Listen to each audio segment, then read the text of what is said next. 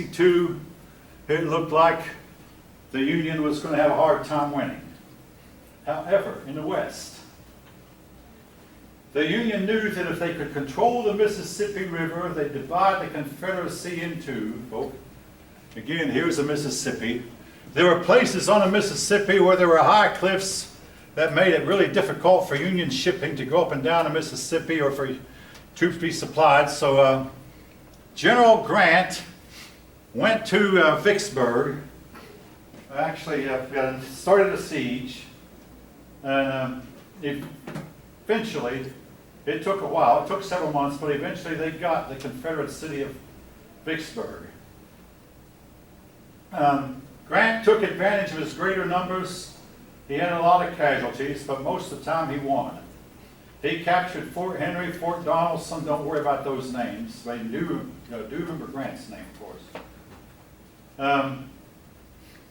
But unlike the other generals, when Grant had defeated the Confederacy, he pursued them. Finally, the Confederacy regrouped, organized, and attacked them at Shiloh. At the Battle of Shiloh, they had the highest casualty rate. 26% of the men on both sides who went into the Battle of Shiloh were killed.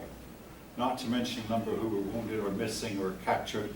It was one of the most terrible battles of the war, but Shiloh was a Union victory.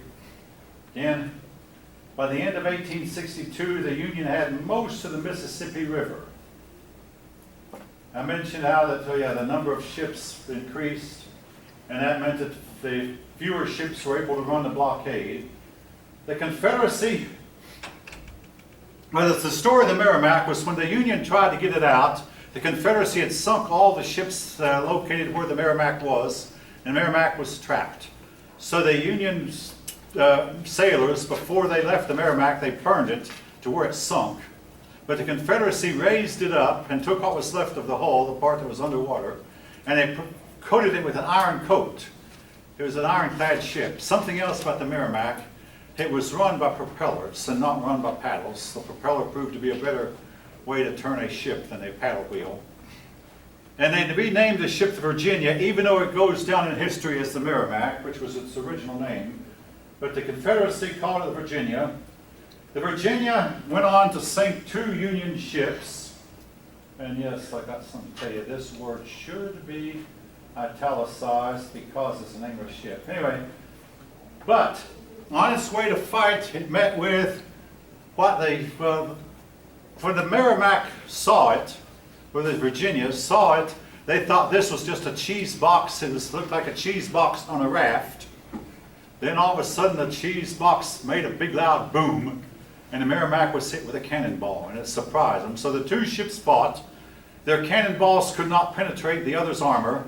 They fought for a while, and then both ships withdrew. It was a drawn battle, but it proved that the days of the wooden sailing vessels were over.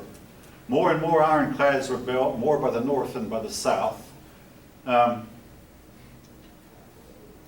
Anyway, eventually the blockade became so effective that the South was cut off from the rest of the world. Again, Great Britain began buying cotton in India and Egypt.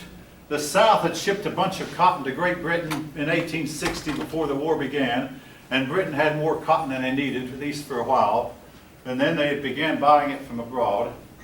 Now, well, I'll tell you this is part of the story now. Great Britain, to make a long story short, never joined. And the reason was Abraham Lincoln finally changed the war into a slave war. When he did, it was a smart move. It got Great Britain and France off his back. Great Britain and France had outlawed slavery in the late 1700s, and both countries said we cannot fight a war on the side of a slave nation. So they told Mr. Davis, we simply can't help you. You're a slave state and our people will not allow us to fight. France was run by Napoleon III, and Great Britain kept changing prime ministers during this time, but neither prime minister of either party would fight for a slave state, and they told Mr. Davis that. Lincoln now, with all respect, now he had promised in his campaign, he said, I will not tamper with slavery in the areas where it existed. It was a promise of, folks, sometimes you make a promise that you sincerely intend to keep, but when the time comes, you simply cannot keep it because of circumstances outside your control. But, again, he was afraid of losing the border states. A lot of people in the North were unwilling to fight to free slaves. Even that changed later. They claimed, we're just fighting to preserve the Union. We're not fighting to free slaves. Abolitionists said, Lincoln, you can legally seize their property, that is your slaves, and free them. Lincoln refused, and he was called a traitor. Frederick Douglass called him a traitor. Frederick Douglass told him he was disappointed in him. But during the war, abolitionists gained in numbers. A lot of slaves ran away from their masters, ran away in droves. Should the Union return them to their owners? They didn't. The Union Army needed laborers, and they said to the slaves, well, particularly, see, when the slaves would run loose, they'd run for a Union Army, and the Union Army would take them in, feed them and house them, and say, hey, you can work for us. So the former slaves were put to work for the Union Army because the Union Army needed laborers. I mean, they needed truck drivers, mule drivers, caisson drivers, and whatever else, and cooks, and all kinds of work like that. So the more work that the slaves did for the army, that meant that more Union soldiers were freed up to go in the battlefield and fight. Lincoln insisted that I'm going to preserve the Union. And if you visit Washington and go to the Lincoln Memorial, he'll say, if I could end this war and preserve the Union without freeing one slave, I would. He was more interested at first in preserving the Union, but Lincoln saw the long, long casualty list. I mean, the casualty list was long, and he realized that in order to win the war, he would have to free the slaves. He would do two things. Number one, it would get more volunteers for his army, and number two, he knew it would get Great Britain and France off his back. So with that kind of pressure, he broke his campaign promise, and again, I can't fault him for it. I mean, if I'd have been in his shoes, I probably would have too. He made the war a slave war, and he said, from now on, we're fighting to preserve the Union. He got more volunteers for his army. This order was put out on New Year's Day in 1863, the Emancipation Proclamation, very important. He justified it on the grounds that, hey, we're winning in the West, and we just won a big battle in Antietam. So he believed that he could do it, but could free the slaves, but he also said in the proclamation that former slaves were to be used to help overpower and overcome the Confederacy, were used in actual combat. Now, eventually, blacks were used by the Union Army in actual combat, and they proved to make capable soldiers. The Army did not want to use them at first, but after a while, manpower shortage became a problem, so blacks began working as actual soldiers. The Union soldiers said blacks should share the dangers, so blacks began serving in combat. 10% of the Union Army was made up of black men, mostly from slave states. Now, the Army discriminated against blacks, and this was to remain true, folk, until Harry Truman, after World War II, issued an order that blacks were not to be discriminated against in the Army. But throughout the Spanish-American War, World War I, World War II, and the rest of the Civil War, blacks were treated as less than whites. Nevertheless, black men gained experience in being free, and they gained a lot of self-confidence. The Southern people wanted to have 11 independent states. But all of a sudden, Jefferson Davis realized that fighting a war with 11 independent states was impossible, that there had to be some kind of unity. So he tried to centralize the government. Southerners began to drift apart, largely because of Davis. And again, folk, I think the Southern people were wrong more than Davis. You cannot fight a war with an enemy that's right across the creek from you, across the river, or just over the border. You cannot fight a war and hold on to your constitutional rights. Now, if you don't like that, that's fine. I don't like it either. But I want to tell you, Lincoln in the Civil War curtailed free speech. He won. In World War I, Woodrow Wilson jailed dissenters. He won. In World War II, Franklin Roosevelt jailed dissenters. He won. When I was a young man, we fought in Vietnam and we allowed students to protest openly. It encouraged the North Vietnamese. We lost. Today, our army simply cannot go into a war and win it. And I think a lot of us are trying to fight a nice, easy war and fight by rules and fight by rules of engagement. We're not going to win that way, folks. Hey, I don't like what I just said, and I don't expect you to either. If you want to disagree with me, go ahead.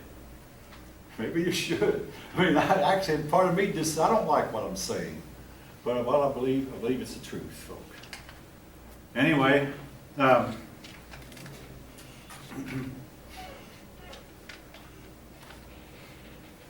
the slave labor-based economy could not produce what the South needed.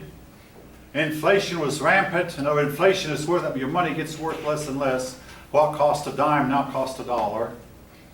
My dad could get a dime from his parents and go see a movie, and with that dime he could buy a ticket, a hamburger, a hot dog, rather a hot dog and a drink, a ticket, a hot dog and a drink for one dime. Try that today, but anyway, of course that was during the Great Depression also. Well, the government began to take goods from its citizens, and they decided what they paid. The private citizen had nothing to do with it, so they paid low prices for goods the citizens produced. Slaves were taken from plantations and put into service of the army. And this went on in the South. I mean, the slaves that didn't escape.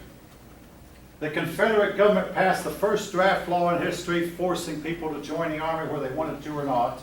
The Union later wound up taking it up too. The government took control over the railroads and took control of shipping. Again, this was not at all what the South had in mind. Folks, I got to tell you something about people who have rebelled. When I was 9 years old, the people of Cuba rebelled against Batista, and they got Fidel Castro. Now, you might not know, Castro was a much worse man than Batista. In 1917, the Russian people rebelled against the Tsar, and they got Lenin and Stalin. They were better off under the Tsar. In 1979, the people of Iran rebelled against Ayatollah. They rebelled against the Shah, and they got Ayatollah. Now, my brother married into a family where the two of his wife's brothers did not like their dad laying down the law to them. They said, I don't like to be told to shine my shoes. I don't like to be told to wear clean clothes. I've got to get away from my daddy. I know what I'll do. I'll go join the Marines. Yes. Most of you might know the Marine corporals told them to shine their boots and gigged them if they weren't properly shined. The Marine corporals told them to wear clean uniforms every day. The Marine corporals told them to mop the floor, to wash the windows. And then those Marine corporals made their daddy seem like a soft-spoken, quiet, mild-mannered, easygoing man. By the time they were over with their tour of duty in the Marines, they were glad. Well, I also know a friend of mine who joined the Army to get away from the college storm supervisor. 4 years later, after spending a couple of tours of duty in Vietnam, he came back, and his same supervisor seemed like a nice, easygoing, mild-mannered man. Those Army sergeants were rough. This was during the Vietnam War. All right. Anyway, this is what happened to the South. They rebelled against the government, and they got a government that was more restrictive than the one that they rebelled against. And they began to resent it. They felt, again, they had less freedom than they'd had under the Union. The poor were especially hard hit. The men at war, the women were left to grow what they could, and the women could not grow as much as the men could have.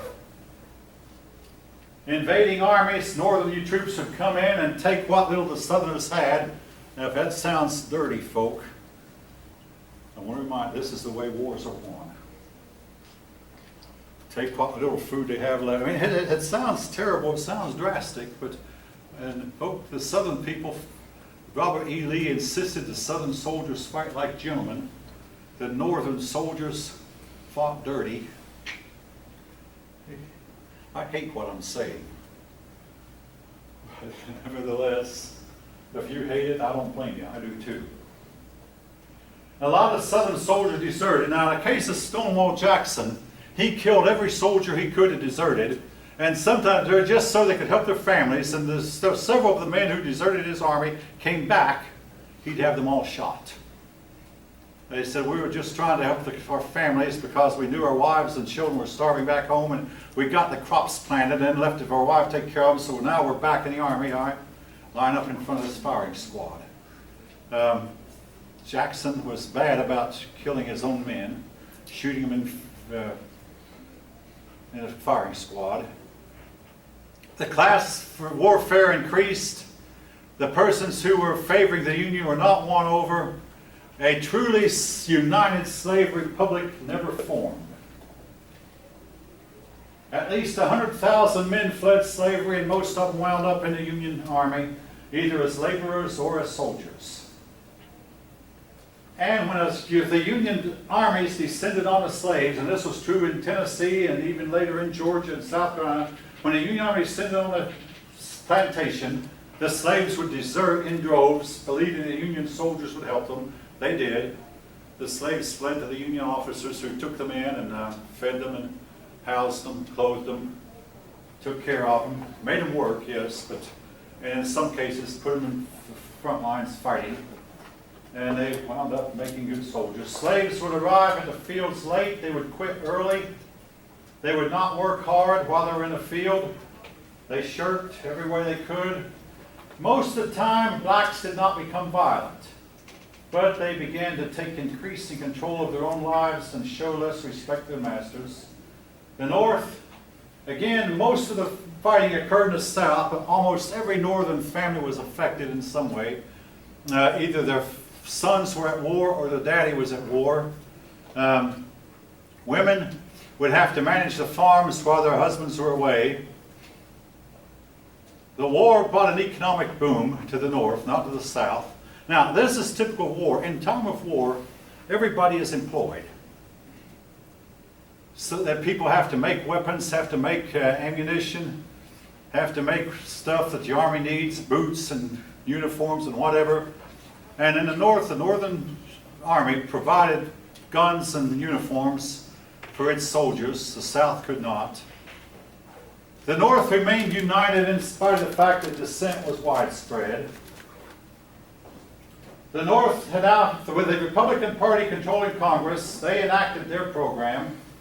A higher tariff was passed. Now the Homestead Act. We're going to talk about that in the next chapter, maybe the next two chapters. The Homestead Act said that anyone who could live on government land for 5 years, they had to take over 100 acres of land. So what you do, if you could move and stake out, basically put stakes in the ground and say, this is my land, 100 acres, you'd stake out 100 acres, and then if you'd live there and farm that land, it was to be yours at no cost. A lot of people, now that, you couldn't take over land that was owned by somebody, it had to be government land. And mostly it was out west, west of Missouri and places like Kansas, Nebraska, and even Oklahoma, which was Indian territory. But if you took land that was owned by the government, you would have that land. And then the Federal Railroad Act began the process of building a transcontinental railroad. It took years to build a transcontinental railroad. For one thing, the war hindered it, but anyway, they did provide a little bit of money. The transcontinental railroad started where the railroad ended at Independence, Missouri, and it was destined to go all the way to California and provide rail service across the Great Plains and the Rocky Mountains. It was not completed until 1869. But in 1862, the act was passed, and again, it took years to lay down the track, get the money together, and a lot of the money did not come in until after the war was over. Lincoln, rather than put the country much deeper in debt, he had the government print up paper money called greenbacks. Now, the problem with these greenbacks, they did not have gold to back them up.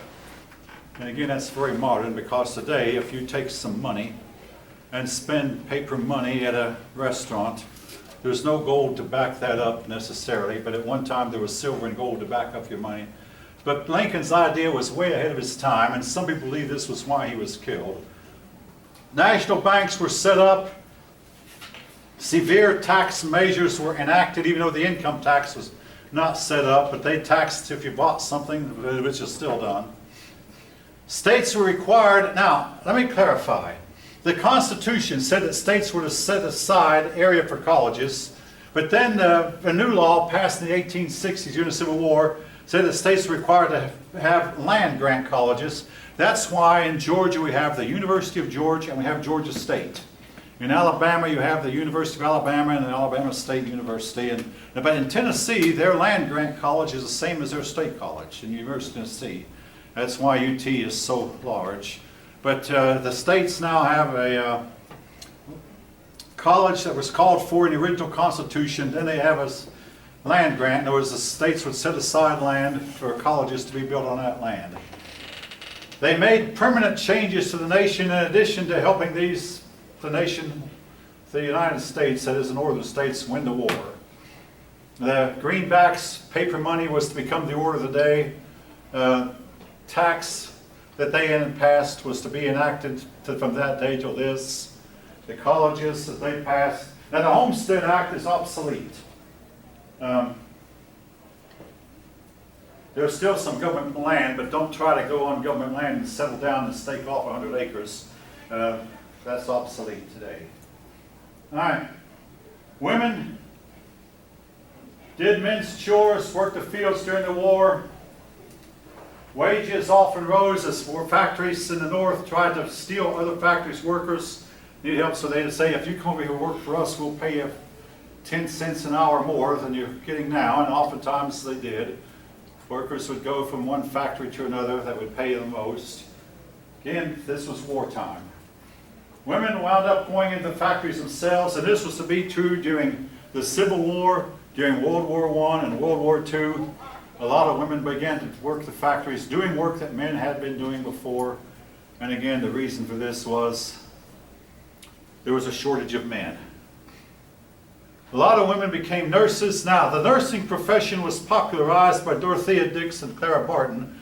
But over in Europe, in the 1850s, Great Britain fought a war against Russia called the Crimean War. And a woman named Florence Nightingale popularized nursing.